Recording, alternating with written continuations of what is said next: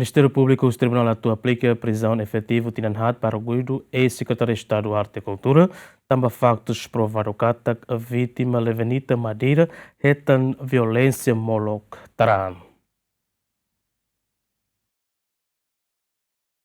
Tribunal Judicial Primeira Instância de Litersane realiza julgamento do caso ex-secretário de Estado de Arte e Cultura inicial TC, e alegadamente bakumate ne caben lesada Levenita Madeira, a foi intara e a quarto laran e a loron sanulu recém lima fulang maio, tina rua ronulu recém ida e a área bebonuk. E a alegação do Ministério Público husuba tribunal atau aplica prisão efetivo tinanghat ba arguido TC, tambatuir Ministério Público, facto ser aprovado katak antes vítima Levenita Taraan, vítima retanon agressão física husi arguido.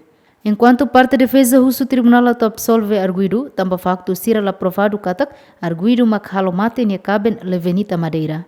Antes ne tribunal rona una depoimento husi sasin médico especialista ne beia momento halo examinação ba mate isen Levenita Madeira katak e a resultado da examinação ne hatudu vítima ne liman parte los hatudu kormetan hanesan hetam pancada makas husi objeto balung antes vítima mate no vítima hakotu isne causa husi tali ne be aperta makas e vítima ne kakorok. Além de ne, Sassin Júlio Brites nudar Levenita Madeira netiung mos hatetem ba tribunal katak, antes semana rua atau acontece taraan, vítima hone uan mane consegue ba iha nia uma, iha ne ba lesada hatete katak, nia hone caben ho inicial TCN problema. Sassin mos hatete iha momento vítima hatonia problema ho expressão triste, ha foi ne lesada fila ba uma, liutia semana rua ho de acontece taraan.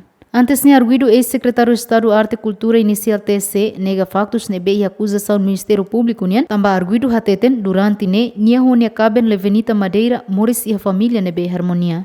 Bakaso ne tribunal marca fali baloron ronulu resingida fulang abril tina rua ronulu resinen ho dirona decisão. Santina de Jesus, Jacinto Fuca, GMN.